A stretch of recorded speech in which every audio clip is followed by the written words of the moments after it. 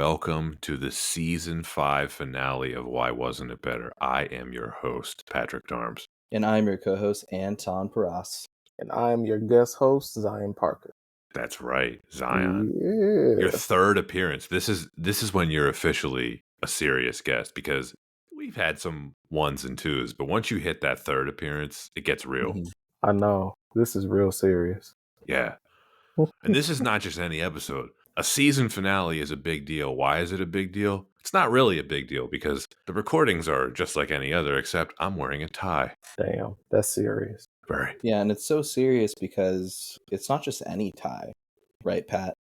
No. It's themed. It's themed. Appropriate for the episode. No one can see this, so they may not believe me, but I am wearing a Gryffindor tie that I spent far too much money on at the Wizarding World of Harry Potter in Orlando, Florida. Jeez. I may have had a couple of butter beers at that point. Might have been the Yeah. Florida heat, but it prompted me to make a decision. Did you get a wand? No. Should have done it. Go to I know. Ollivanders. I know. They're not cheap. No. Do you know how much it is to get a lightsaber at the Star Wars land in Disney? I know that my wife gifted that to me for an experience to get a lightsaber. Did she tell you how much she spent? No, but it's Do you when I want to knew. know? Sure. We were there kind of recently. It's like $300. Well, $300. That was when we were dating, so I guess it meant she really, really, really liked me. Yeah, she likes you. Yeah, she does. Yeah, shouts She out to does. wifey. Love you. Yeah, but this is the season finale. It's Harry Potter and the Sorcerer's Stone, which in some territories is called Harry Potter and the Philosopher's Stone. When you say some territories, you mean literally everywhere except the U.S. Yes. Canada. Yeah. Yeah, maybe it is Sorcerer's Stone in Canada, though I don't know. But usually North American film releases are all segmented together, but you never know. I was going to ask about that. Was that like a rights thing? Because I don't know if that was like a thing with her first book No. or No, what have you. localization. That's It's it. the real title is Philosopher's Stone, and the American publisher told her that they feared American audiences wouldn't know what a philosopher was, so they suggested the title be changed to Sorcerer's Stone for the US audience. No. I mean, Yeah. yeah, I guess that is a little bit more fitting. Philosophers sound a little bit too formal, so I get it. It's formal, but it is a real mythical thing, the Philosopher's Stone. This is Yeah. playing on a, mythical thing. And of course, the character in this film who we never see, Nicholas Flamel, is of course a real historical figure. Really? Yes. Was he a wizard? We may never know, but he was he was an alchemist, which is a very old school term, but Yeah, Nice. the Philosopher's Stone has definitely more ties outside of the U.S., so the localization of Sorcerer's Stone, I don't know if it makes sense, but I don't think that a ton of Americans really know what the Philosopher's Stone is. Well, they do now just because of Full Metal Alchemist, but that's about it. and this movie, they know now. So yeah, all the scenes, Zion, where they mention the Sorcerer's Stone, they filmed twice. Really? Yeah, Because so they'll have the to say actors it. could say Philosopher's Stone in the dialogue and then Sorcerer's Stone. Well, I knew something was up because when I was trying to look for this film, because at first I was going to rent it, but I wound up finding it on Max. There's different variations of the film. It might only be one, but there's like a director's cut or something that's longer than this one, if I'm Yeah. not mistaken. So I was like, I don't know. And then on IMDb, it'll pop up as Sorcerer's Stone, but like if you look at it from a different angle, it'll say Philosopher's Stone. So I'm like, am I missing something? No, it's a good question. The director's cut of this film is like a weird thing where it's not really an officially a director's cut. They released it like that with the deleted scenes included, but Chris Columbus didn't really have much to do with it, and then they never did this again for any of the future films. Really? There are no director's cuts for any of the other Harry Potter films. That's interesting because I'm looking at the timeline for like Warner. This came out around the time, if I'm not mistaken, where the Lord of the Rings was like the big boom. And I know those have like extremely long director's cuts Yeah. because they're under like Warner, New Line, umbrella, weird conglomerate thing they got going on. But you would think they would, but I'm not mad at it if they don't because I don't have time to watch all 1,700 hours of that. The Lord of the Rings extended editions are very, very good. And if you haven't seen them, I do recommend them. But I understand, like it's a time commitment. Yeah, Oh, for I sure. would I will recommend this though. If you ever get your hands on a DVD copy, check it out. Just because the special features that they had on the DVD copy were a total experience in itself. You could actually navigate through the menu to find like a hidden documentary. So was it up there with like the Shrek 2 DVD menu? Shrek 2 DVD menu is the That greatest of all time. Come on. see, we on the same page. Anton's the biggest Shrek fan I know. Yeah, I love me some Shrek. Shrek 5? It's happening. They're getting Mike Myers out of the vault. His career really slowed down after the early 2000s, didn't it? Yeah. It's literally been just Shrek. Wow. He has one of the most interesting careers of any major actor I can think of, because he was enormously popular at one point. I don't want to derail this Harry Potter episode, but Mike Myers, he's such a fascinating guy to talk about. If you look at his filmography, it doesn't make sense. Well, I think part of it is he ended up getting the reputation of being a jerk on set. Did he? Yeah, Oh, and okay. that was pretty bad. I know he made enough money where he clearly didn't need to work anymore. Man, they were getting paid in the late 90s and early 2000s. Oh, yeah. They wasn't were big star. cleaning up. The Shrek money he made, I don't even know. Shrek, Austin Powers. The Love Guru, just kidding. Didn't that one bomb? Oh, it bombed. I mean, Oh, yeah. But anyway, back to Harry Potter and the Sorcerer's Stone. So I don't want to undersell this, but this is one of the biggest movies ever. Yep. I was trying to articulate to Zion before I asked him to join this episode about like the level of hype for this was almost on the level of something like The Phantom Menace or Avengers Endgame. Like it really was that big of a deal when this came out in 2001. Like it's hard to describe now. There are not many movies that have ever reached this level of hype. I will say I did some research just on like things leading up to the release, the premiere and everything. It was huge. The only thing I've seen come close to this was about, I guess you could say about 10 years ago now when The Force Awakens came out. That was huge. I remember at that point I was like a junior, senior in high school. We were actually open at the movie theaters where I worked at the time for like 72 hours straight. And we played it every 30 to 45 minutes. That was like the first time I had ever seen like a big splash where people are showing up to the theaters like in full-on costumes. Like it was insane. I've never in my life seen hype like that. So to go back in time and see that there was as big of a splash with an IP that I wasn't too familiar with was quite insane too. All right, well let's delve into this. This is, of course, a film that really doesn't need an introduction, but we're going to do it anyway. An adaptation of the first J.K. Rowling best-selling children's novel about Harry Potter, a boy who, on his 11th birthday, learns that he is the orphan son of two powerful wizards, and he possesses unique magical powers of his own. He is summoned from his life as an unwanted child to become a student at Hogwarts, an English boarding school for wizards. There, he meets several friends who become his closest allies and help him discover the truth about his past. Harry Potter and the Sorcerer's Stone was released on November 10th, 2001 by Warner Brothers Pictures, Heyday Films, and 1492 Pictures. Directed by Chris Columbus. Screenplay by Steve Kloves, based on the novel by J.K. Rowling. Starring Daniel Radcliffe, Rupert Grint, Emma Watson, Robbie Coltrane, Alan Rickman, Richard Harris, Richard Griffiths, Fiona Shaw, Maggie Smith, and Ian Hart. The budget was $125 million. That is $219 million adjusted for inflation. And the box office was $974 million. That is $1.7 billion adjusted for inflation. I believe at the time when this came out in November 2001, it was the second or third highest grossing film ever. That's how big it was. It was second only to Titanic at the time, or third. I don't know what made more, this or Phantom Menace, but it was neck and neck, either or. Yeah, not too shabby. Yeah, and this is something Zion and I were talking about earlier today offline, but making $1 billion in 2001 is a lot different than a film grossing $1 billion today. Preach. So Zion, when I sent you a list of potential films that you wanted to cover and appear on an episode with us, why did Harry Potter and the Sorcerer's Stone stand out to you? It stood out because this series has been on my list for a while. It's just one of those things where it's like, I'll get around to it. And I was like, okay, if I commit to this episode, then that means that I sort of have to watch it.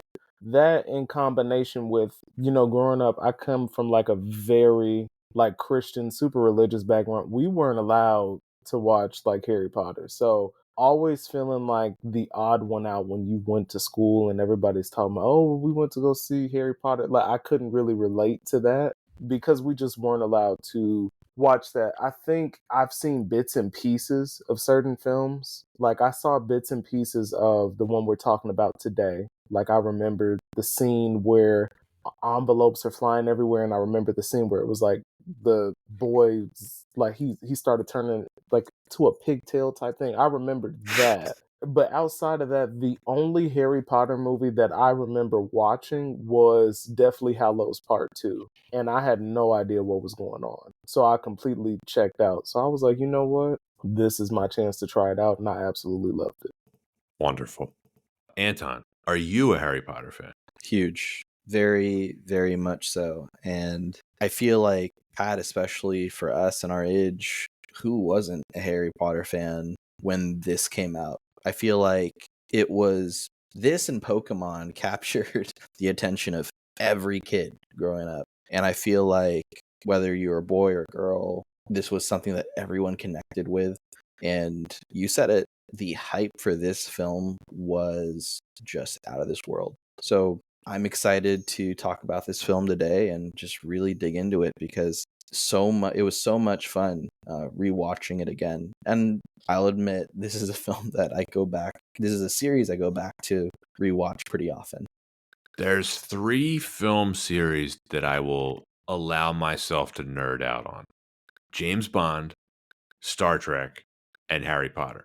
I am a very big Harry Potter fan like you, Anton. I read the books upon publication. Like I was I guess pretty in on them early. I read the first novel probably by happenstance. I don't quite know how I was given the first novel, but my parents got it for me shortly after it was published in the United States, which would have been 1998 or so. And then I remember being gifted them by my grandparents upon publication of each subsequent one. And it's probably the only book that I've ever waited in line for at a bookstore at midnight release. That would have been probably Goblet of Fire or Order of the Phoenix. I waited for Goblet of Fire and Order of the Phoenix at Borders when Borders was still a thing. Yeah, I did the same Wait, thing at Borders. it was that big of a splash that they had midnight book releases? Oh, yeah. It was an experience. Yeah, Dude. these books, Zion, absolutely shattered pre-sale and like first weekend sales for books, and nothing's come close to them since. Like the books alone made records fall. Jeez. Yeah, they really were a sensation. So when this film was coming out, there are only a handful of films that I have gone into opening night beyond excited for. Phantom Menace, nothing's ever going to top that. Anytime we covered that very early in this podcast, and we both agreed that that was the most hyped film of all time. And I think it still is to this day, and nothing's going to touch it. But this film came close. The anticipation for this was unprecedented for a number of different reasons. Number one, the book was a bestseller, beyond a bestseller. It was a sensation. Number two, I don't want to sentimentalize this too much, but the fact that this came out about 2 months after September 11th was an enormous deal. Oh yeah. This goes beyond film in some ways. This goes beyond just the entertainment that a normal big film release would provide. This and Lord of the Rings provided me and millions of other people with some much needed release. I was very much affected by 9/11 because my dad worked in New York and I had been to New York many, many times. I don't want to get into much on this because this could be a whole ramble thing, and I don't think anybody wants to hear this too much, but this was a very big deal for me. And this film, the nonstop trailers and the promotions, it was a welcome distraction from all the terrorism stuff that was just dominating the media circuits in that time. And this film, Lord of the Rings, and I would say something like Ocean's 11, they really ensured that 2001 ended on a high note, at least from an entertainment POV. Getting back into the reality of just this movie, I have a little bit of a divided opinion on the films because I understand that they are remaking these for HBO soon. Hmm. Nothing is And sacred in Hollywood. No, yeah, I don't know what to think because I don't think any of the movies in this series are masterpieces, but at the same time, I think they did the best job that they could. We're going to get into this a bit more in the discussion. I was satisfied when I saw this movie. I was so terrified that they would mess this up. I was so jaded after the Phantom Menace in 1999 that I went into this very cautiously, and I came out of it. I was like, "Wow, they got all of that. They got all of it right." That's my history with this movie. I remember my dad having to buy tickets in advance for this so we could see it opening night. they had advance tickets for this movie back Oh then. yeah. Yes. Yeah. Yeah, Just Phantom not Menace was really the first film to do that where like they were doing tickets on sale 2 or 3 weeks in advance. You had to and Zion, this is the age of this. You had to go to the movie theater to buy the tickets physically. and Man, not to age ourselves a bit. Pat, how old were you when the film came out? 13. I was 10 years old. Yeah. So we were in that age range of literally seeing ourselves in the shoes of Harry Potter. That's the other part of oof. this. That's a really good point. I don't want to say I grew up with Harry Potter, but I did. But we did. We absolutely did. Yeah, the books came out. The first book came out, I was 10, and the last book came out my freshman year of college. So I really did grow up with this series. So, cards on the table, there's a lot of nostalgia here. There's going to be a strong emotional connection to this film and this series. And that's what being a movie fan is, right? Yeah. That's part of it. You can't be objective about everything. Absolutely. But anyway, I think I rambled enough there. Shall we jump into the production history? Definitely. So J.K. Rowling published the novel in 1997. That same year, producer David Heyman was searching for a children's book to adapt the film. A member of his staff suggested Harry Potter and the Philosopher's Stone, which his assistant believed was a, quote, cool idea. Heyman brought the idea to Warner Brothers, and in early 1999, Rowling sold the film rights for £1 million.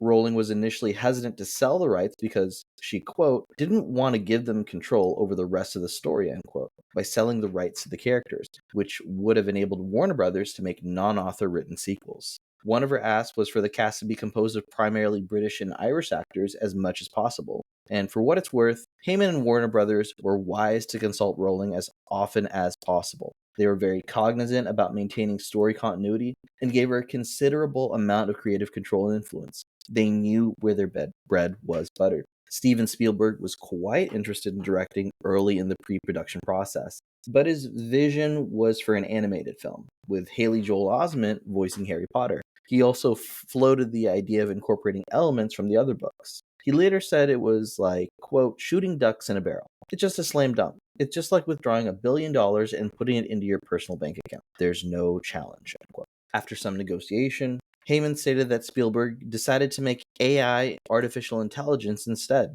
Listeners, you can hear that episode on our podcast.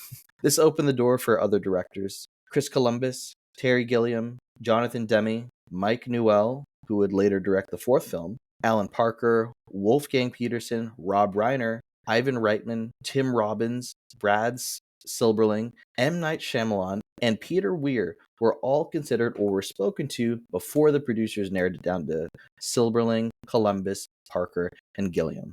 Columbus was a major fan of the books and passionately pursued the job. During 2 weeks of waiting, Columbus wrote a 130-page director's version of the screenplay to explain his vision for the film's tone. The day of his meeting with Warner Brothers executives, including Alan F. Horn, Columbus delivered an impassioned 45-minute talk and showed them his annotated script. J.K. Rowling wanted Terry Gilliam, but Warner Brothers chose Columbus, citing his work on other films such as Home Alone and Mrs. Doubtfire as influences for their decision. I'm sure the fact that Columbus had a proven box office success track record was a major factor as well, and Gilliam certainly wasn't. This is a very good example of the studio getting it right. They had a lot of different well-known filmmakers to choose from, and I feel like on this podcast we talk about sometimes how the wrong filmmaker was chosen. Well, they chose the right one here. Columbus was absolutely the best guy to direct this. And just one other note I wanted to throw in there, you look at a lot of those directors, a majority of them, big connector, have a very expansive history working with kids. So they were definitely like looking for that. I'm surprised Jonathan Demme was on the list. That was also really rare. I was looking like, wait, why him? Him and M Horror Night of director, all people. horror director Jonathan Demme. And at the time, Jonathan Demme, I don't know if you guys did the episode yet, but he was just coming off of that movie with Oprah where she plays a slave that. Beloved. Oof. I'm saving that episode for you, Zion, because I know you have a bunch of thoughts about that movie. We could talk about that for 2 hours, but I'm just We saying probably will. that is such an interesting pick. I'm glad they went with Chris, though. That's an excellent choice. Demme is a fascinating director. How can we go from Silence of the Lambs to Philadelphia? That's why he's fascinating.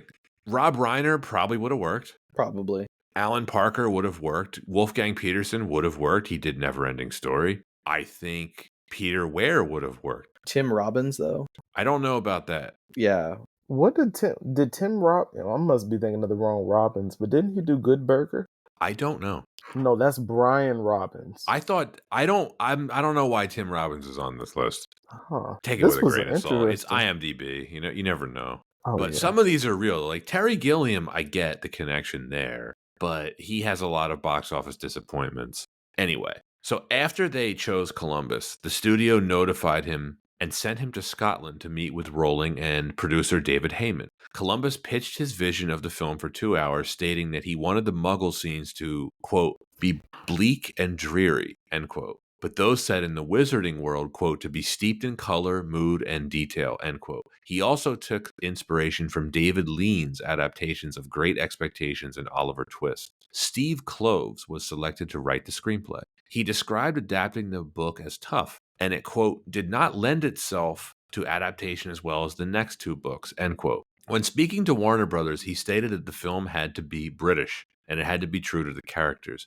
He was extremely nervous about meeting Rowling, as he did not want her to think that he was going to, quote, destroy her baby, end quote. Now, Rowling herself admitted that she was, quote, really ready to hate this Steve Kloves, but she recalled their initial meeting with him, quote, the first time I met him, he said to me, you know who my favorite character is? And I thought, you're going to say Ron. I know you're going to say Ron, but he said Hermione. And I just kind of melted, end quote. The casting director worked closely with Columbus and Rowling in auditioning the lead roles of Harry, Ron, and Hermione. We cannot emphasize this enough. The casting director worked closely with both Columbus and Rowling. Think about how many adaptations of famous IP do we know where the author is not included? Basically every single Michael Crichton film. Yeah. Stephen King, they was whoring his stuff out for the made-for-TV market all throughout the 90s. Peter Jackson foolishly didn't consult J.R.R. Tolkien when he was adapting Lord of the Rings. Whoever wrote the Percy Jackson books was done a disservice as well. I believe he or she may have passed on, but whoever wrote the Narnia books or the family. He had very much passed on. Yes. Yeah. C.S. Lewis is his name. Oh, yeah. Great Christian author. He has the most unfortunate death day ever. He died on November 22nd, 1963. Thanksgiving? No, JFK was assassinated on that day. Oh, see, my mind it's like is the worst fried day to die ever. I thought he died on Thanksgiving. My mind is so fried. Close. I was very close to Thanksgiving. Imagine dying on the same day as JFK and like no one reports your death and you're super famous. That's bad. C.S. Lewis was a pretty humble guy, though. I don't think he would have made He wouldn't have minded, no. Friends with J.R.R. Tolkien. Back to the casting of this. Tim Roth was the original choice for Snape, but he turned it down for Planet of the Apes. That's crazy. Wow. And we saw what became of that. Sorry. Don't let Tim Burton remake anything else. Respect to Tim Roth, but bullet dodged. Yeah. Oh, no, this worked out. Alan Rickman is tremendous in this. Robin Williams was interested in participating in the film, but he turned it down. He was turned down for the Hagrid role because of the strictly British and Irish only rule, which Columbus was determined to maintain. I love Robin Williams, but that was the right decision. He could have done a British accent. He could have. Robin Williams. Robbie Coltrane did a wonderful job as Hagrid. Yeah, much respect. 2 British film industry officials requested that the film be shot in the United Kingdom, and they offered their assistance in securing filming location. The use of Leavesden Film Studios, as well as changing the UK's child labor laws, adding a small number of working hours per week and making the timing of on-set classes more flexible. Warner Brothers accepted their proposal. Principal photography began on September 29th, 2000 at Leavesden Studios. Alnwick Castle and Gloucester Cathedral were selected as the primary locations for Hogwarts, with additional scenes to be filmed at Harrow School, Durham Cathedral, Oxford University's Divinity School, and Duke Humphreys Library. Filming for Privet Drive took place on Picket Post Close in Bracknell, Berkshire. Because the American title was different, all scenes that mentioned the Philosopher's Stone by name had to be shot twice. Once with the actors saying philosophers and once with sorcerers. The children filmed for 4 hours a day, and then they did 3 hours of schoolwork. They developed a liking for the fake facial injuries from the makeup staff. Daniel Radcliffe was initially meant to wear green contact lenses as his eyes are blue and not green like Harry's, but the lenses gave Radcliffe extreme irritation, and upon consultation with Rowling, it was agreed that Harry could have blue eyes. Production designer Stuart Craig built the sets at Leavesden Studios, including Hogwarts Great Hall, basing it on many English cathedrals. Although originally asked to use existing old streets to film Diagon Alley scenes, Craig decided to build his own set comprising Tudor, Georgian, and Queen Anne architecture. And for those expert Harry Potter fans, Diagon Alley is based on the old city in Edinburgh, Scotland. Chris Columbus originally planned to use both animatronics and CGI to create the magical creatures, including Fluffy. Nick Dudman, who worked on Star Wars Episode 1, The Phantom Menace, was given the task of creating the needed prosthetics, while Jim Henson's Creature Shop provided the creature effects. The film has approximately 600 visual effects shots. Industrial Light and Magic, Rhythm and Hues, and Sony Pictures Imageworks all contributed. James Horner was the first choice to compose the score, but he turned it down. Kind of wild. Yeah. So John Williams was chosen, having previously worked with Columbus on the Home Alone films. And I don't know if there's a definitive answer to this, but this might be the only time that Williams wasn't someone's first choice.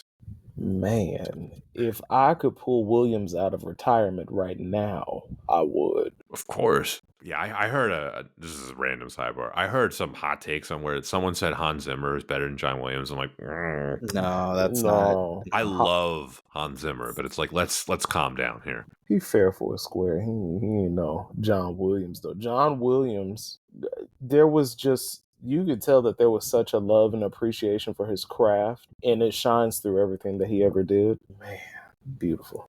When this film opened, it went gangbusters at the box office. In the United States, it made $90 million during its first weekend, breaking the record for the highest opening weekend of all time that was previously held by The Lost World Jurassic Park. By Christmas, it was the highest grossing film of the year, earning nearly $1 billion worldwide. And it did well critically. It has a 81% Rotten Tomatoes score. Some people may be wondering why we're covering this. It's one of the biggest films of all time. That's why. I have a bone to pick with the both of you. I'm a huge Downtown Abbey fan, and Mhm. outside of that, I really enjoy Maggie Smith. Nobody told me Maggie Smith was in this movie. What? Like, I'm just watching, and I just see, I'm in the first few seconds, I was like, oh, I'm gonna like this. There go Maggie. Dame Oh, Maggie goodness. Smith. Dame Maggie The Smith. one and only. And they need to hurry up and do Sister Act 3, because I don't I don't Okay. know if she'll want to do it by the time Here's a good Maggie Smith cut for you. Have you seen Gosford Park? That's the one I haven't seen. But I've Well, seen all every right then. season of Downton Abbey and the movies. If you want like my favorite Maggie Smith performance of all time, that's Gosford Park. She is doing everything she does in Downton Abbey, but she's younger and meaner. Let me add it to my list now. It also came out in 2001. It's one of my all-time favorite films. Anton, I actually want to cover it on the podcast, even though it made money and it did really well critically. It's somehow underrated because not a lot of people have heard of it. Anton, have you seen Gosford Park? Yes, I have. Isn't it awesome? Oh, absolutely. Yeah. I mean, Maggie Smith, absolute legend. They brought out the cast in here. And let's get into the discussion of this. We'll take a quick break to hear from a sponsor first. Today's podcast is brought to you by Sprizzy. Looking to skyrocket your YouTube channel's growth? Meet Sprizzy, your video's ultimate matchmaker. Their tailored ad campaigns connect your content with viewers who are already looking for videos like yours. With Sprizzy, you're not just getting views, you're gaining subscribers who are genuinely interested in what you create. Are you ready to boost your reach? Visit Sprizzy.com today and let's launch your channel to new heights. Sprizzy, the smarter way to promote your YouTube channel. Now let's talk about the performances.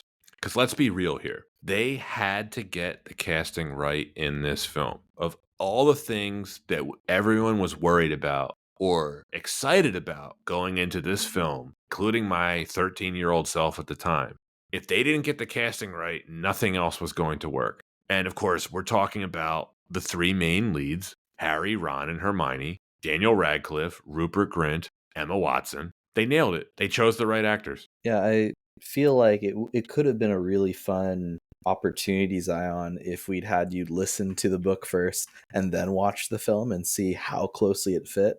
Because I did. oh, you did? Okay, so how Yeah. was it? How was that for you then? It was extremely close. So with audiobooks, I sort of go in and out because I'm doing like a few other things at the same time. But from what I remember from the book and then watching the movie, this is the one book I would say it was very close. This is the closest book to film adaptation I've seen.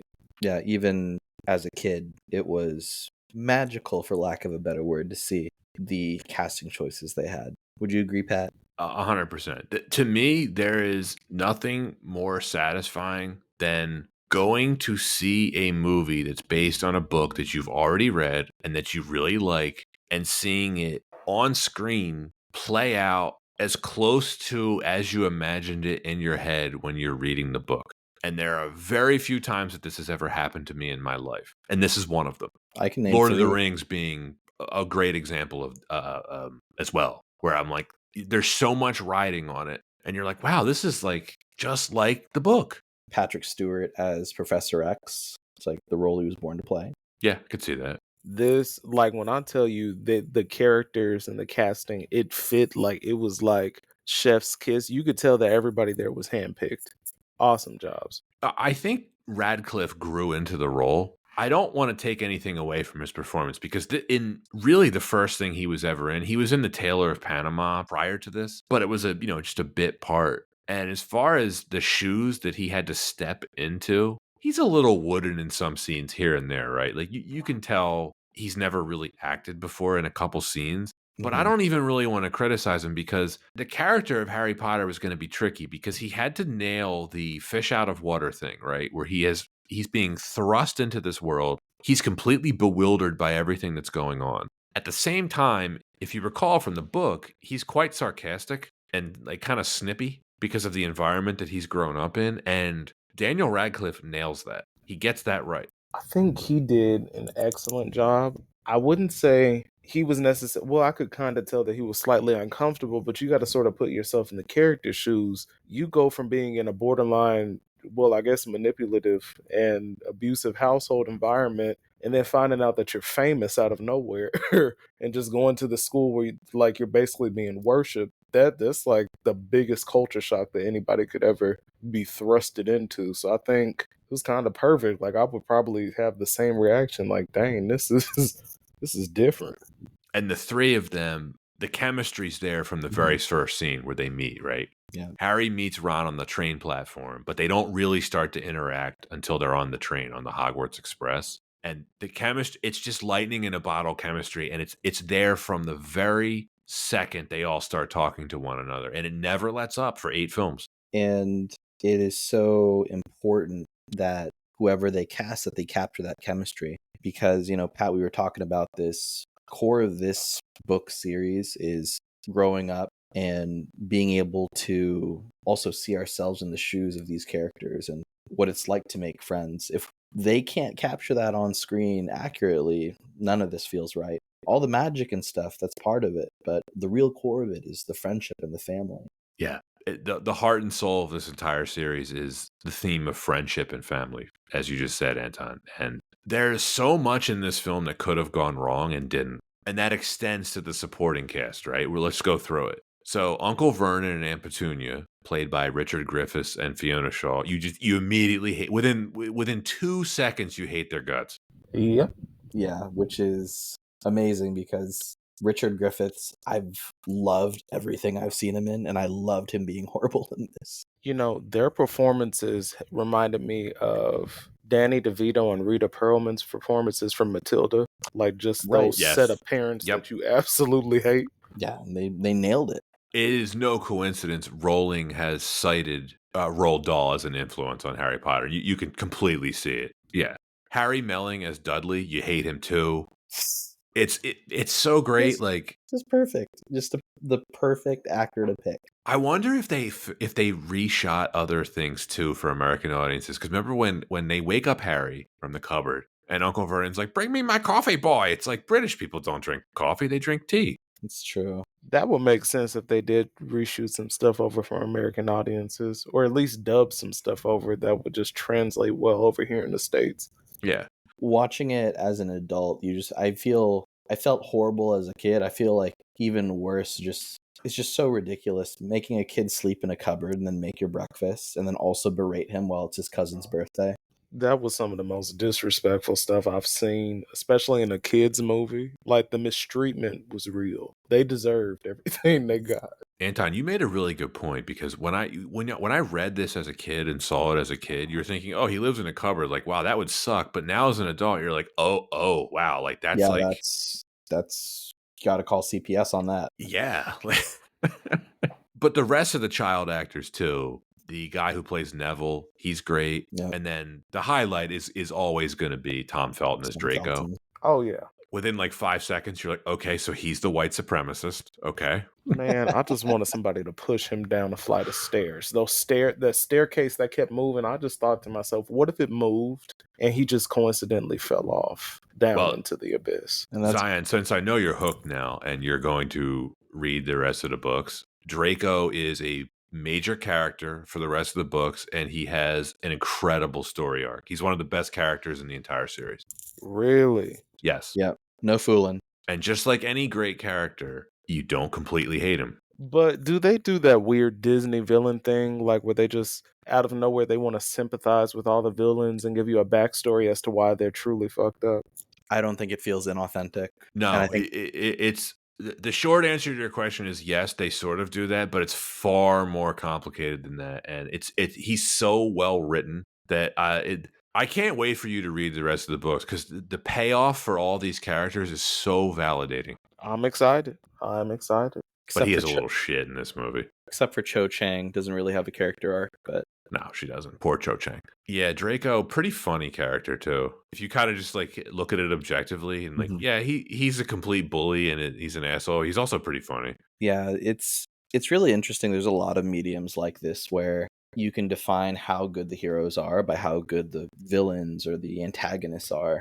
It works in of course, Batman. It works in pro wrestling with the heels having to define how good the faces are, and it works perfectly here. You have to have these characters antagonize the main characters, and Tom Felton really makes you hate him. It's such a great combination of acting and writing, dovetailing off what you just said, Anton, like dudes, because this film introduces a ton of characters, and you have to feel some way about them within 5 seconds of meeting Yep, them. And absolutely. this film gets every single one of them right. And going through the cast, I don't think there's any miscasts at all. They get every single one right, even the smaller characters. Even some of the smaller characters end up being very important. I don't want to de-emphasize Like Warwick Davis. as Professor Flitwick. You're Yeah. right. Very small role, but absolutely perfect. Yes. They dug at the bottom of the cooler and got everybody. Warwick Davis, and a Oh, yeah. literal icon. Exactly. He actually plays two characters in this film. Did you know that, Zion? No, I didn't catch that. He plays the professor, who you probably spotted him as, but he also plays Griphook, the goblin, At who Gringotts. takes Harry to his bank vault at Gringotts. I didn't even pick that up. That's crazy. Isn't I mean, that he cool? was under heavy Jim Henson makeup, but Oh, Jim Henson went big and went home. yeah. Well, their production facility is crazy, but Robbie Coltrane is Hagrid. He's a huge character in the books, and Robbie Coltrane nails it. He's so warm, and you immediately like him. The second he kicks the door in, he could be scary, but he's just a giant teddy bear. Yeah. And it's interesting because this goes for any film, but first impressions are so important. But especially for a beloved book franchise, if you don't nail these characters, if you don't nail Hagrid, how are you going to do the rest of the films, right? In some cases, there's been recastings, due to some unfortunate circumstances. But especially with this first film, a character like Hagrid, if you don't yeah, we can keep saying it. If we don't get it right, you just can't have the film. This whole film is a first impression. It's like a 2.5 hour first impression. Now on to the faculty. Alan Mm, Rickman as Snape, Dame Maggie Smith as McGonagall, Richard Harris as Dumbledore. mhm. There's probably too many characters for us to talk about at length, but like these are the three most important ones. And again, perfect casting. Anton, what are your thoughts on Richard Harris?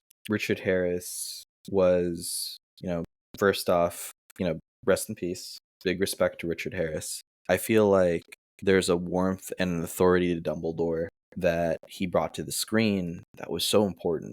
And in a story about found family, you really had to capture Dumbledore correctly to be that paternal figure for Harry that he'd always been looking for, along with so many characters kind of helping to fill that void. So the way that he brought Dumbledore to screen is just so special. I like him in this because of what happened to him. Zion, you probably know he died in 2002. He's only Dumbledore in the first two, and then he was replaced. It's like Yeah. can I imagine him being the active Dumbledore in the last few films, Anton? It's like I don't know. Mm-mm. It's impossible to answer, right? It's like Mhm. because he died, it's like we'll never know. It's like I think he was good for this film. But he's not like being active in wizard duels like in the last few films, right? No, I don't. Yeah, but I don't know. But Maggie Smith, awesome. Mhm. I mean, never given a bad performance. And then Alan Rickman, Oh, Harry Potter. you could make the case if you want to pick nits. His character is supposed to be much younger in the novels, but I've always said to those people, who cares? Like when you can get Alan Rickman. Do you remember in the books there was the chapters had the illustrations? Of course Yes, you do. yeah, The illustration for Professor Snape in the first book always got me. just Just look greasy. and just looks nothing like. No, no, greasy. What he has like a goatee and a ponytail, and Yeah. yeah, he kind of looks like Rasputin a little bit. Yeah, almost like a very angry samurai. Yeah, I can see that. If there's any weak link, maybe I would say Ian Hart as Professor Quirrell. It's okay, kind He's of a fine. yeah. But even then that character itself just also inconsequential. He's a one film villain, as they say. Literally just a vehicle for the real villain. Yeah. Zion, since you were experiencing this for the first time, did you suspect Quarrel at any point before he gets revealed as the villain? No, I think I was just that enthralled and encapsulated in this new environment. I was just happy to see new shiny things. So, no, I didn't really pick up on it. You were convinced it was Snape, right? You're like, well, this is obviously the bad guy. He's a complete asshole. Yeah, but it pulled a Houdini on you, and it was the Yeah. other guy. I mean, it's you listen to the book. It's like I always tell people that haven't read the book. It's like if you think Snape's an asshole in the movies, he is so much worse in the books. Cruel. He's a sadist. Was there a reference to Houdini actually being a wizard in this reality? Maybe. Because they've already said that Merlin's real. And Yes. that's like Yep. so then I could totally see like that'd be a fun Easter egg. Houdini actually being a wizard among the Muggles. Yeah, I don't recall from the books, but it's possible. Order of Merlin, third class. Yeah, all the performances work in this film. I mean, Quarrel, fine, whatever. He's not very memorable, but he's not Mhm. supposed to be. Now let's talk about the production. This was Oh my something gosh. else that they had to get right, which was the world building. Okay. This film is a triumph of world building. The production design, the sets, the costumes, the music, the cinematography, all of it works. One of the most impressive things I noticed about this film rewatching it, within 20 minutes, you have a pretty solid understanding of the entire wizarding world. It follows the book pretty closely, but I was trying to put myself in the shoes of someone who had no knowledge of this going in. It's like, would I be confused by this in the first half hour? And it's like, I don't think I would be. I think it does a really good job of explaining everything. Yeah, even without the with that lens of I know I've read the books and can I follow along without that context, I think that it did a great job of taking the things out that didn't need to be in a movie versus the book. Hagrid is used for a lot of exposition in the book as well as the film, but it all feels natural, right? Because of the fish out of water character that Harry represents, he is the audience's conduit into this world. So everything that's being explained to us as the viewer feels natural because it's just Harry being taken into this world, and he's taking it all in stride pretty much. Yeah, like, where'd he get the motorcycle from? That'll be answered in a future film Yeah. or book, I should say. I don't think the film Future answers book, that. yeah. I would love it if it's just Harry's first impression is, okay, among these people, they only get around by flying motorcycle. And then quickly he learns, oh, wait, no, that's not the case. Oh, because yeah, Hagrid doesn't apparate with him, right? No. Or do we ever see I, Hagrid I don't apparate? Because technically I he's don't like think not we allowed do. to use magic. I would say I don't think we do. Right. And they take a boat in the book. Well, let's pose that question to our listeners, because I'm sure we have some Harry Potter experts out there. Can you confirm, does Hagrid ever apparate? I don't recall him, but yeah, I'm curious. If you know, write in and please tell us. No. I do want to talk about Chris Columbus a little bit here.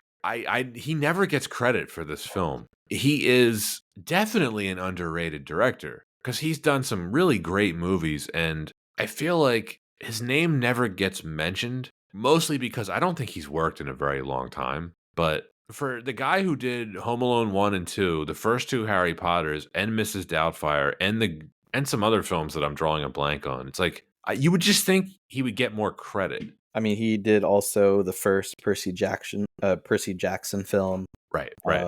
So a lot of the films that you just listed off there, this is someone that really knows how to work with kids, how to really put together films about growing up, about that experience, and even going into his experience as like a screenplay writer, right? Worked on Gremlins, The Goonies.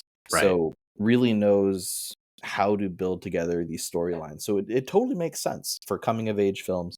This is a great guy to be directing your first Harry Potter film. Did he write the screenplay for Young Sherlock Holmes? Yes, he did. That's another film we're going to be covering.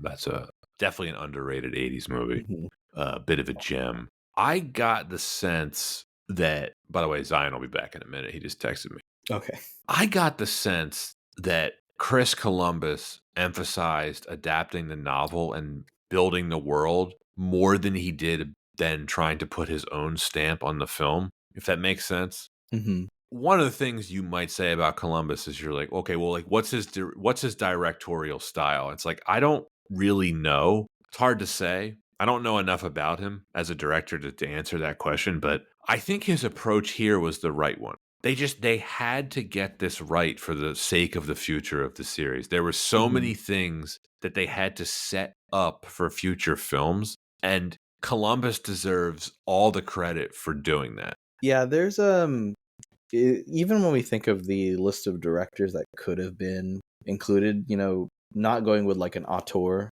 right, is a good move. You know that the film has to appeal to a very mass audience. So it may feel like playing it safe, but playing it safe and kind of speaking to the sensibility of what feels comfortable, someone that can kind of build a very comforting experience, makes sense. I feel like from the studio perspective, that's a good horse to bet on. Or you could go with Jonathan Demme, and then that's a bit of a craps roll. I don't see how Demme would have done this well because, a the- lot of people like to talk about the third film in this series, Prisoner of Azkaban, which was directed by Alfonso Cuarón, who is absolutely an auteur, right? Mhm. I don't think he would have been the right director for this one. I think everything we were just discussing, Columbus basically being a pilot for getting this plane off the ground. Absolutely.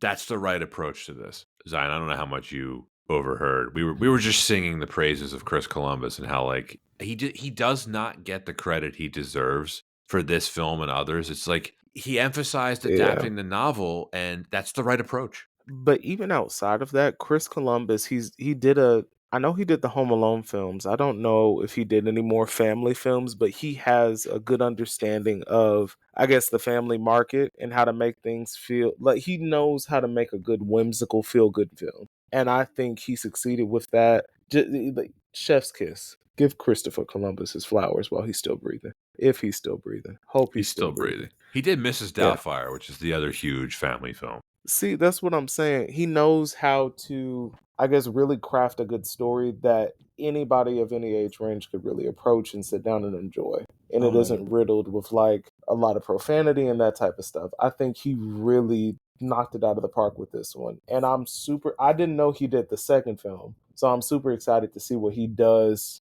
Isn't it the next one, The Prisoner of Azkaban? No, Chamber of Secrets is the Chamber of second one. Secrets. Okay, so I'm really excited to see what he does with that one.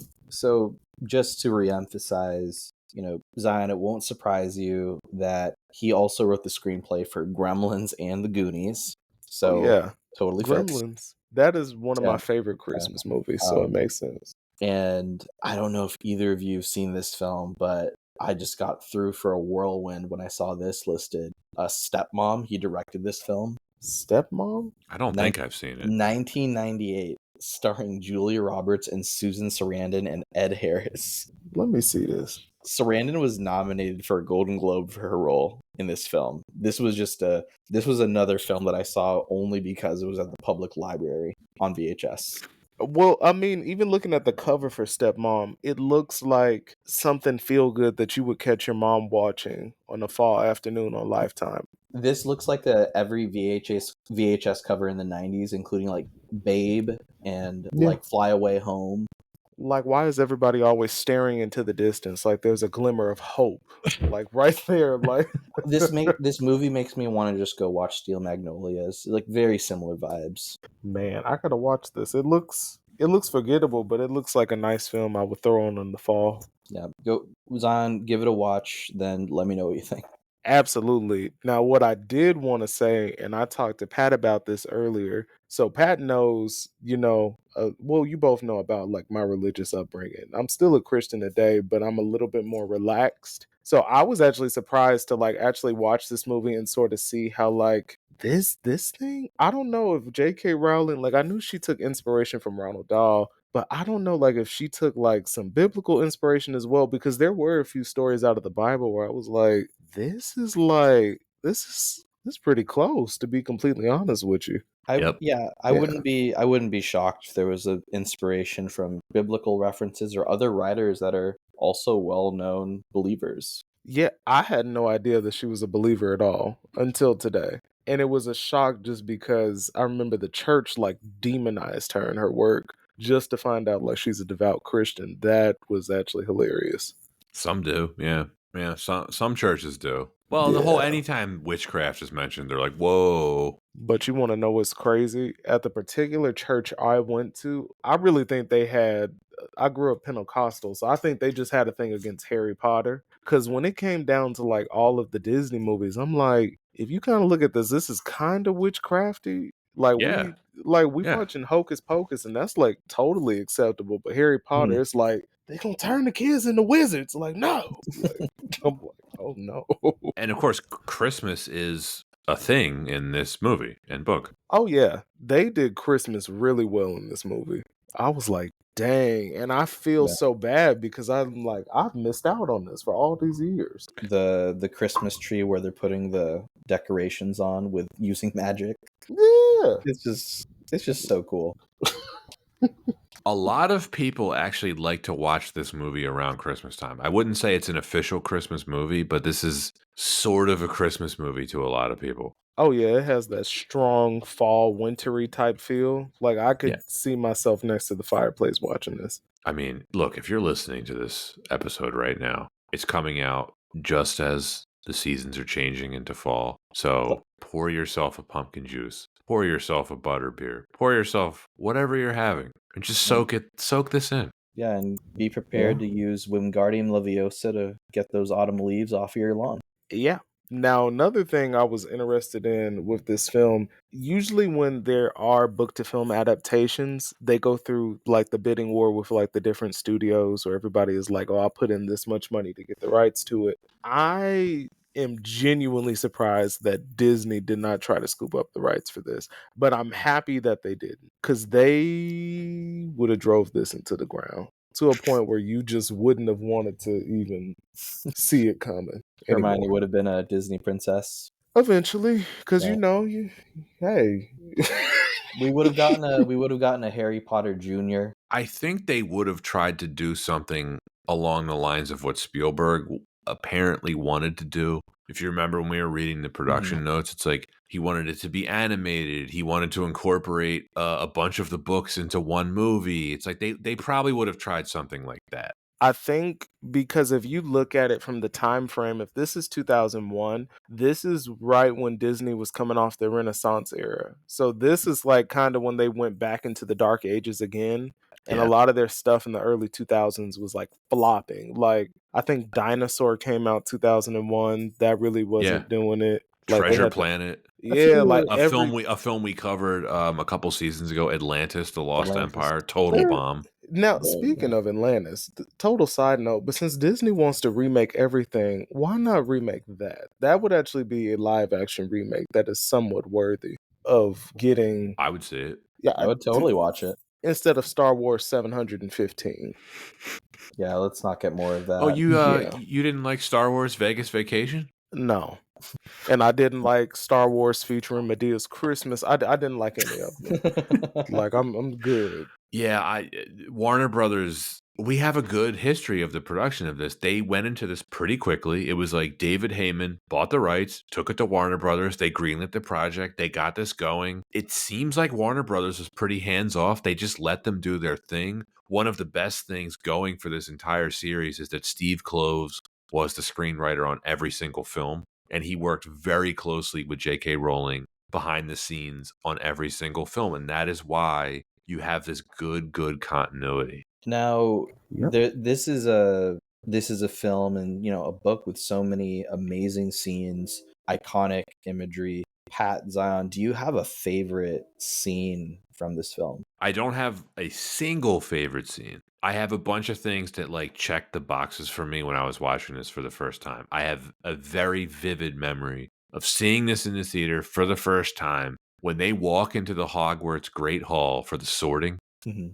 I was liking the film up until that point, but that's when I knew that this film was going to be good. I just knew once I saw the castle and I saw the sorting, I was like, wow, they actually got this right. That scene, the first Quidditch match, even though some of the CGI is a little wonky, I was so excited to see Quidditch on screen. Yeah. And even 20 years later, again, like I said, the CGI, it's a little dated. There's some frankly really bad shots in the Quidditch match, but I just remember being blown away by like it's a fictional sport that actually has rules that make it seem real, and seeing it portrayed on screen was so validating. And then of course the chess scene towards the end when they're Yeah. playing wizard's chess, and the fact that it was a full practical set. It was just this giant magnificent chessboard. There's no CGI. That's what looks great 20 years later. Honestly, Anton, I don't think I have a favorite scene. It's just the total package of it all. The chess scene itself convinced me at a very young age I wanted the Lego chess scene set. So I still have that in box. Whoa. Yeah, the first edition. Jeez. Yeah, so Damn. Oof. I now, guess for me, I don't have necessarily like a favorite scene. Well, I guess the opening. I really enjoy London, especially like just older looking London. I love things that are set in fall. So when I saw like the little brick road and I saw the leaves like going past and they're walking down it, I was like, "Oh yeah. This is it. Mhm. We are home." no, it's perfect. And for me, it may seem a little silly, but I think that for me it encapsulates how well this balances magic, comfort, and just how immersive the world building was in the scene during the opening ceremony. And then Dumbledore says, "Let the feast begin," and then all this food comes out of nowhere, And it's a and wide shot. it's a Mhm. wide shot. The food looks just amazing, and it's just for me like it's just so vivid for me. And I feel like it captures all of that, perfect balance. And of course, Mhm. there's so many just iconic scenes, but that one definitely comes to mind. You really get the feeling that everyone involved making the film read the book because the devil's in the details. Everything we were just talking Yep. about with the sorting in the Great Hall, and when who makes the offhand comment to Harry, pay attention to the staircases they like to change? That was Percy? it was Percy the prefect. Percy Weasley? Percy. Yeah, actually, you know what? I want to come back to your question, Anton. I think I do have a favorite scene. It is where it's the Quidditch lesson. The Quidditch lesson scene where they're getting broomstick lessons from Madam The Hooch. Yep, the first time they're out there and everyone's trying to get their brooms to come up, And Harry's just immediately snaps up into his hand. You're just like, hell yes. and Ron's like, "I hate my life." Did you notice too, like Hermione, who is basically she's the smartest person in the class. She's the most brilliant wizard. She can't get the broom up. Mhm. And then he has the little face off with Malfoy, and that's when he gets recruited to the Quidditch team. That whole thing, it's just A+ stuff. Yeah, it's funny when you think he's Yeah. gonna get in trouble, but actually not. He's getting recruited. Yeah. Yeah, Maggie Smith, she's like working at her desk. She like spots him. She's like, "What? What?" Oh, it's so great. Those are some good moves. Yeah. Well, funny we mentioned the Christmas thing, right? Chris Columbus actually said that they have a quote Christmas movie vibe to them, end quote. And he tried to bring that out with the help of the feeling of magic. Definitely worked. Because Zion, I think you're right. For whatever reason, this is a movie I want to watch on a winter night. I'm telling you, like the vibe is there. Yeah. All you need is like a nice like pumpkin scented fragrance, something like it is chef's kiss. They did it reminded me of I want to say the last movie that gave me like this specific vibe, and it's probably only because it was set in England, was Mary Poppins Returns. That was See like that? the last movie that like had like a very, very similar fine. My caffeine is wearing all the way off. A very, very similar vibe, just probably because it was set in the UK. But yeah, Some whiskey. yeah, we're gonna need some butterbeer. Do they make it alcoholic at Universal? I don't know. I've never. I haven't had it if Yeah. they do. Huh. Listeners, please let us know. There is, of course, beer you can get there, but I was gonna say too, Zion. Let's think of the fan community for this. If there hasn't been all sorts of recipes for make your own butterbeer at home, I'm sure there's a mixed drink out there called butterbeer. Yeah, there all you is. got to do is go on I've tried Pinterest. making a couple of them. They're mostly disgusting. Isn't it just like soda with a bunch of like syrup and stuff inside Yeah, of it? it ends up being like you're like, am I drinking straight diabetes? Yeah, I mean, I guess if there would be a mixed drink that would have to try to mimic butterbeer. One of them had like butterscotch schnapps in the recipe. I was just like, no way, I'm not doing this. Schnapps. That Yeah, just sounds terrible. yeah, it was. It's just straight sugar. That's not what you want. I think the cinematography in this film is underrated. It's I shot told pretty you. straight, but the colors just pop. And it shines in that 4K remaster. I'm telling you. And I watched it on streaming. It's really better if you watch it like on an actual disc, like a Blu-ray disc. But that chef's kiss. Yeah, the camera doesn't shy away from really showing off the onset locations, the magic of Hogwarts in every single nook and cranny.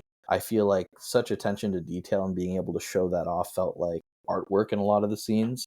And like you said, the devil's in the details. So many things, especially for fans kind of looking back and seeing, they put so much detail in each scene.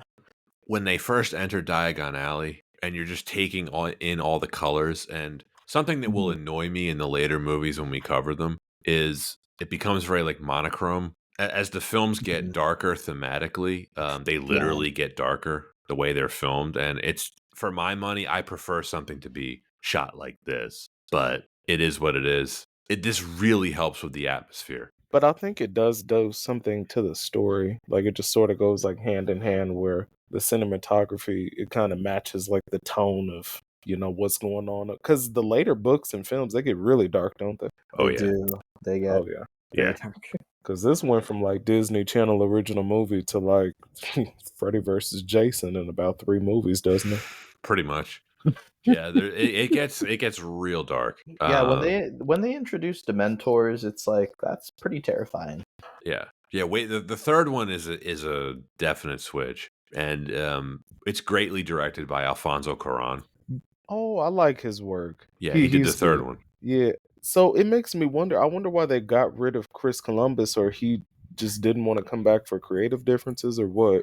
I think he just didn't want to do more than 2. I think he had put in a lot of work over the first 2 films because they did the first 2 films 2 years in a row, and it was that's a lot. The Of second that one, caliber? came out Yeah. a year after this. That well, Warner, they were on their streak. I don't know if you sort of like put the two together, but they did those Matrix films as well. And didn't Yeah. they like release 2 in 1 year? Yep, in 2003. Yeah, and then they did the same thing. They own New Line. I think they still own New Line, but they did like the Lord of the Rings films back to back like that too. Yeah, yes. Yeah, so I think Columbus just didn't want to do 3 in a row, as far as I know. But I'm glad he did these first two because Yeah. I had forgotten how much iconic imagery is in this film. There's some just really famous stuff that even if you hadn't seen the film, you'd probably seen. The opening titles when the John Williams theme kicks in. I just don't know how they're gonna recreate this. Like when they eventually Right. wind up doing, I don't know if it's gonna be a series or like they're just gonna do the movies like shot for shot again. I just think that, and I've only seen the first one, but from what I've seen, I just don't think it should be touched. I think it should be left alone because it holds up pretty well. It's funny, Zion, you said it like you're like, I had seen stuff from this film without even knowing I'd seen it. Like all the letters flying around in the house, the overhead shot when he's trying to grab them. That's such a famous shot. Oh Entering yeah. Hogwarts, the sorting hat, the Christmas stuff at Hogwarts, where it's just the huge shot of him with Hedwig, the owl, and you hear the Christmas Hmm. music, the chess scene, Voldemort on the Oh yeah. back of Quirrell's head. Really iconic. Hmm. And then I think the best decision they made is to shoot everything in the UK. They probably could have saved Hmm. money if they had shot it overseas, but I'm so glad they didn't. I think it did the story a service just because they were able to shoot on location for some of these instead of building like sets. Because you know how like you watch some movies and they have like that real like Hollywood feel, like this was in the Universal backlot. Yeah, This like it felt like they were, with the exception of a few scenes, yeah, but for the most part, it felt like they were at like this prestigious like academy. Like it was really cool. because they were. Yeah, and Yeah. even then, like, I feel like much respect to the film and the crew. I mean, when we listed all these special effects crews, they basically brought together the Avengers of special effects crews together, like across all the different companies. And I feel like that much care and attention, you're going to see quality on the screen. And so even when there are Mhm. things like the sets, it doesn't feel like a set. Things feel very natural. And so Not things at were just all. cut fantastically from that sense. Yeah, every time you think, oh, it looks like they filmed that at a castle, it's because, like, yeah, they filmed that at a castle. Or it's like when they're in the library, they filmed that It's in Oxford University's library. It's just like a 500-year-old library. It's like, oh, yeah, of course. I would love to. I don't know if they host tours in the UK, but I would love to go on a tour and just go to like the different locations that this was shot at, like They on do. location. They They do. there's do. Oh, yeah. there's official Harry Potter tours. Oh wow. Yeah, I was there. I was in Edinburgh kind of recently, and honestly, you don't even need to take a tour. If you're just walking around some of the main streets in the old city of Edinburgh, it looks very similar to Diagon Alley. It's magnificent. Nice. Everything's just stone and gothic, and it just feels so old, which is what you get in this film. I'm gonna have to check that out. Well, check Yeah, that you out. need to go over there. It's so worth it. I need to leave the country, man. Just it's needed at this point. I would say start with the UK. Yeah, have yourself a trip, go to London, have a time. Say less. Whips out Amex. I would call the CGI in this film good, not great. Some wonky shots. We talked about the Quidditch stuff. Hmm. They look like rubber dolls in a lot of the shots, but I was Mhm. so delighted to see it. I didn't mind. They were doing it in broad daylight too, which is always the biggest challenge for CGI. So, The question for the both of you, really quick. When it Mhm. came out, I'm under the assumption that both of you saw this one in theaters. Oh yeah. Oh yeah, Did you notice, like, was it just sort of like a spectacle at the time? Like, this is just like really, it looked, my caffeine is gone. Jesus. The effects just look really good and just is noticeable and it's kind of bad now, or, I do remember as a kid watching this and just being blown away. And I feel like even now, I think there's much more good than there is bad. That overall, I can say it was a really good job. oh, yeah. I thought it was really good. My memory of it is a little colored because a month later I saw Lord of the Rings, Fellowship of the Mhm. Ring, which I still think is some of the Mm. best CGI I've ever seen. Does it So it's hold up well? oh yeah. Man. Yeah. So this film was, I think, a little bit overshadowed by that. But Anton, to your point, there's a lot more good in here than bad, and they did enough things practically in here where I don't mind the bad shots. Like when they go into Gringotts Bank and you see all the goblins, and it's all prosthetics, it's all practical effects. So like that's always going to look good. And something like the chess scene, all practical, awesome. The candles hanging from the ceiling in the Hogwarts Great Hall, they were actually real. dangling from strings over the set. And they would not do this again in future films because of all the wax melting on the actors. They would do this with CGI in subsequent films. It's cool. Such fun attention to detail. They really got all the details. Last reason is going to be the writing. This is the most faithful adaptation of any of the films. It's no coincidence that it's the shortest novel, so adapting it was always going to be the easiest. I find that comment by screenwriter Steve Kloves interesting, where he says that he found the second and third books easier to adapt than this one. Very interesting. I have to think about that a little more when we cover them, but the best decision they made was just keeping Rowling in the loop on everything. Absolutely. I didn't even know Rowling. She was so involved to the point where I believe, if I'm not mistaken, somebody will correct me if I'm wrong, she played a very large role in what they did with the Harry Potter world over there at Universal. Yeah.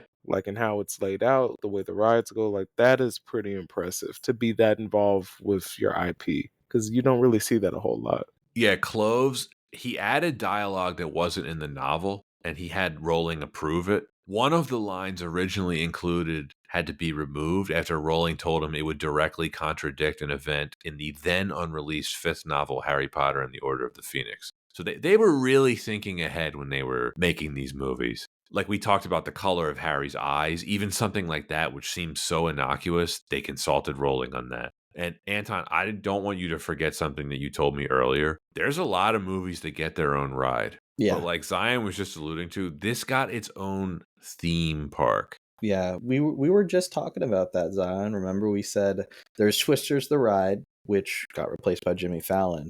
But how big does something have to be that it gets its own theme park? I think the last thing that got its own theme park was, well, not theme park. It has an excursion, I should say, on the Universal backlot, is Jordan Peele's Nope. If you saw that film, the little western town where the guy hosts the things where the people it's there. That's the last one that I know of to date, and I thought that was impressive. But I've never seen anything like Harry Potter World. Never. Yeah.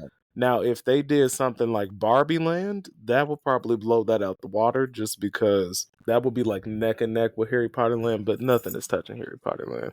Even Disney, when something as big as Toy Story doesn't get it, it'll get a ride.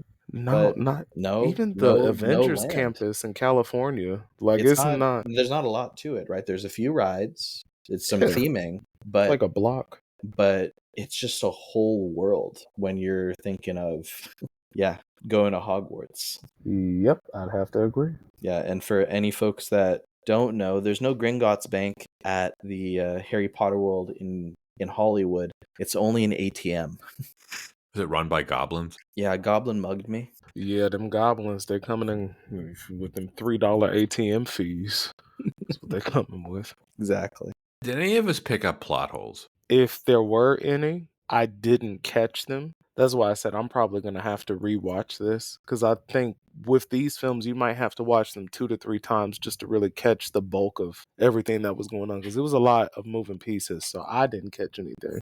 There's a lot in here. I don't have any necessarily plot holes that I found. I did have questions. This is just more fun stuff to talk about. We don't have to spend a lot of time on this, but so if you're the Dursleys and you hate Harry, wouldn't you want to send him off to boarding school just to get rid of him? Uncle Vernon and Aunt Petunia are like, no, he can't go. We put a stop to this. We're going to stamp this out. He can't go. It's just send him away. Maybe they're worried they have to pay for part of it. Oh, I think that's even mentioned in the novel. He's like, I'm not paying for that. Yeah.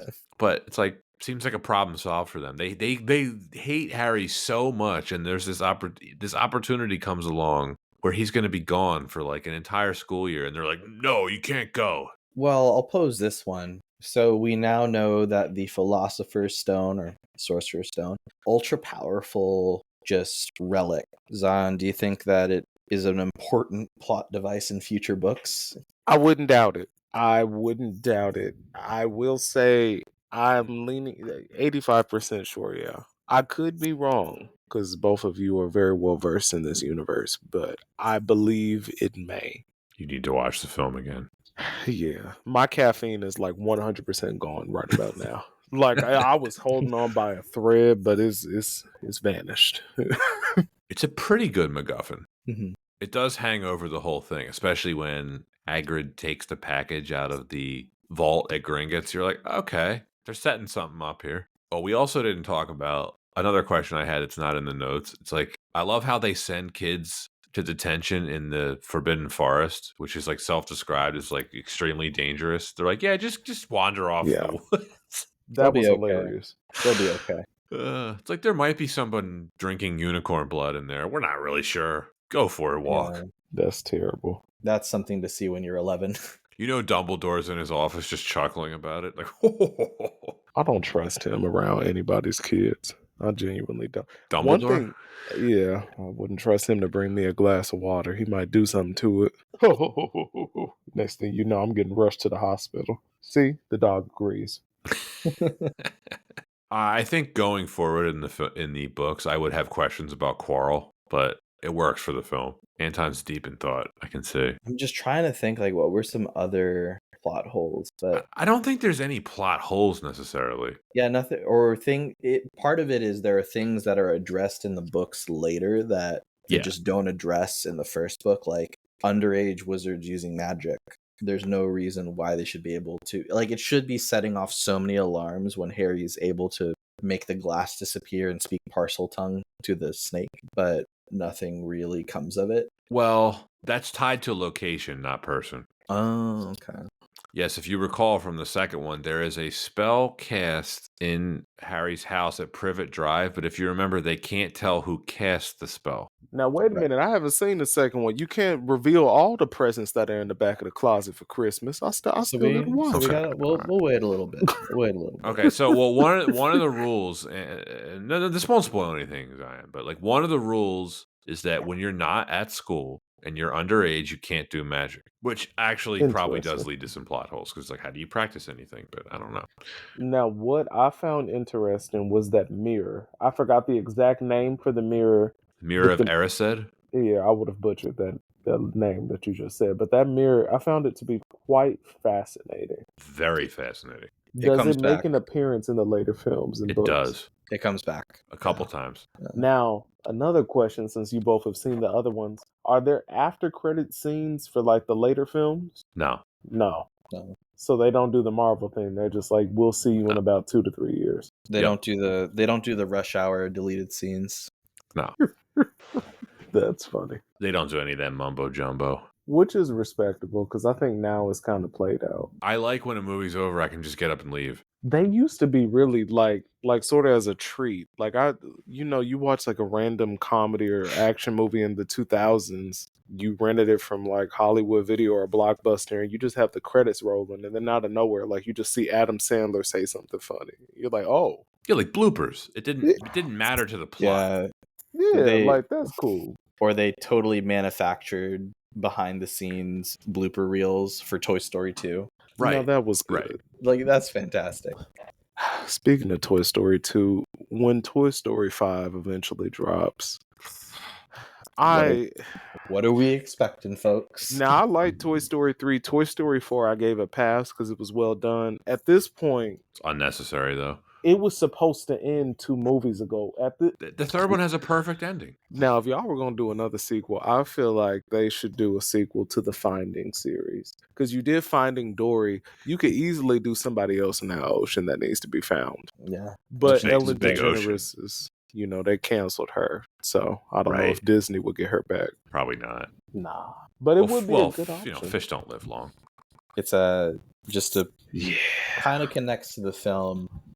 One of my favorite experiences, like visiting like different studio lots. You can actually go to the Warner Brothers studios, like their actual lots, and go on like a tour. And it was so fun to be able to experience that. I experienced it like 6 years ago for the first time, and I remember the big things on the tour for Warner Brothers were they still push like, hey, like this is where we filmed a lot of Friends. This is like, here are all the call outs to Harry Potter, because of course Warner Brothers and Harry Potter, and then really pushing that this is where we film Ellen DeGeneres. And they were really pushing that the whole tour, which was kind of funny. And I went back a year ago, took my wife for the first time, and no more Ellen. So, I think Jennifer Hudson has her lot space now. oh, If okay, if I'm that's not great. mistaken, it's either her or somebody replaced her show. I forgot who replaced it, but poor Ellen. Yeah, I mean, not poor Ellen. She did some pretty terrible shit, I was gonna but say she. She made a lot of money too. Yeah, she has a new comedy special, but that's neither here nor there. I did not know that. I won't be watching it, I was. but I don't think I'm gonna watch it. I'm very excited to see where this series goes. I don't know. I think I've become a new fan. I definitely have to watch these films more than once to get the fullness of what is going on. So if you both get added into a little group chat, Harry Potter support group, All Oh, right, that's what's all of going right. course. on. Yeah. Well, yeah. Let's do it immediately after this episode. We'll do a new text chat for Yep. Yeah. Harry Potter support group. So what I'm gonna do, like this upcoming week, probably tomorrow, is just rewatch, the first film, but I'm gonna do it without any technology, no phone, no anything, just being fully immersed in what's going on, so I could really absorb it, and then I'll move on to the second film, and we'll go from there. But I'm very excited about this. I'm sure you've seen this meme before. It's the day 1 of watching Harry Potter, then it's like day 10 of watching Harry Potter, but then suddenly you have like a shirt with Harry Potter on. Day 30 of Harry Potter, you got a full on British accent. That's exactly the meme I'm thinking of, dude. Now, next, since we into like the Wizarding World type stuff, I got to get y'all to review Hocus Pocus too, because I have so many thoughts Ooh, on that movie. Now, the first one, that's like a classic. For whatever reason, it didn't do well at the box office when it came out. It actually bombed. But, Bette Midler went on the record and she was like, I found out that the movie was a success because Disney would run it like 20, 30 times during October. And like they just started getting random residual checks. But then they made the sequel, and that came out like a year or two ago, and it wasn't. that was just a nostalgia bait, I like didn't like it. written all over it. I don't know anything about the sequel. It went straight to Disney Plus. Yeah, Oh. Okay. And so did the yeah. sequel to Enchanted. I never saw the Enchanted sequel, but that went straight to Disney Plus too. Well, then, we went through the reasons. Zion, as the guest, would you like to go first and render your verdict for Harry Potter and the Sorcerer's Stone? Absolutely. I loved the film. I give it about like a solid 9 out of 10. I thought that it was a very enjoyable family flick, and it's probably going to be added into my fall rotation. Ooh. So, what would you say letter grade wise? I had no problem with this film. I would say the only thing that was kind of getting me was the length, because long movies with me, they're very hit or miss. As you can hear, my pet Chewbacca is going crazy in the background. But Great name. it gets about an A for me. I had nothing Whoa. really to complain. I'm Love it. telling you. Yeah. Love it. Oh, I'm so delighted you're a fan now. Yeah, I joined the dark side. Slytherin. Me next. So I will say it's so great to be talking about Harry Potter just because it really was a part of our childhood, Pat, and being able to go through each of the films and talk about the books, it's just already been so much fun. And it's great to celebrate the fact that this first film really took that great first step and had a great balance of taking extra care in all aspects, in the preparation, in the consultation of how to do this right. And you see that on the screen. And I feel like because there's such a strong warmth from us, even just talking about this film, it just clearly shows. It was we didn't mention it during the opening, but this was the 20th anniversary was not too long ago. It was about almost 4 years ago at this point, 3 years ago, and it really does just drive home this like very special place that it was amazing to have a film like this come out. Now it's not perfect. I'm not going to spoil which film is my favorite in the series, but I feel like if you're going to have a kids film that actually, catapults into a, multi-billion dollar franchise, you couldn't have had a better film. So I'm going to go ahead and give this one a B plus. There's so much nostalgia that I have for this film for reasons that I already mentioned in the intro. When it came out, the hype that existed for it and the payoff. I don't think this film is a masterpiece, but I think it is very good. It does everything that it was supposed to do. It didn't screw anything up, and in fact, it did a lot of things superbly. They absolutely got the world building right, which is the most vital thing. They successfully set up the wizarding world of Harry Potter. The production is outstanding across the board. And they nailed the casting, which is the other crucial part of this. It's a miracle that they did not have to recast any of the major roles apart from Dumbledore. Almost all of the actors embody their characters really well. The filmmakers were wise not to rock the boat with J.K. Rowling. John Williams gives us one of the most magical, iconic film scores of all time. It's probably a top 10 film score all time for me. I don't even know if we talked about the film score enough, but it's fantastic. It's such a well-made movie. Really good visuals in here. Some stuff that's dated here and there, CGI, whatever. Some of the performances are wooden from the kids in parts, but I'm willing to forgive it. They were all 10 years old. The rest of the supporting cast was good enough that it didn't bother me. All the things that they had to get right, they got right. They successfully took this series off. If you think of this series as like a journey from the takeoff to the landing, they got the takeoff right. As a huge fan of the books, I was quite pleased with this. They did as good a job as I could have hoped for as a fan. And watching this 20 plus years later, I feel the same way now that I did in 2001. It's highly entertaining. It's very faithful to the novel. It's very rewatchable. I revisit these films every few years and I will continue to do so. I give this film a B rating. Is it my favorite in the series? No. Anton, like you, I will not say what my favorite one in the series is yet. But this was as good of a worthy first entry as I think we could have hoped for. And that's it for Harry Potter and the Sorcerer's Stone. Zion, thank you for joining us. It's been a pleasure. Yes. Thank you, Zion. I hope you're ready for the rest Man, of Harry Potter.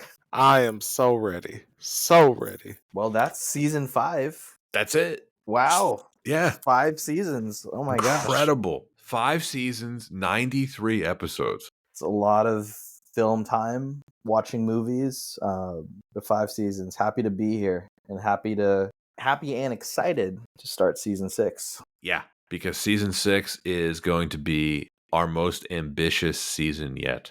A lot of new guests, a lot of films, a lot of surprises, and we wouldn't have been able to get here without all of our listeners. So thank you. Well, I'm excited. I can't wait for season 6. And yeah, can't wait to be back on. Can't wait to have you back on. It'll be a treat. We're going to have you back on soon. Yeah, please pick something that'll definitely spark some conversation. I know you got some movies over there in that Google Doc sheet I went through. Yeah, we're not going to run out anytime soon, that's for sure. Oh no. Well, everyone, it's been a tremendous journey so far. If you're still listening, we really appreciate you, and we look forward to bringing you more Why Wasn't It Better next season. Take care.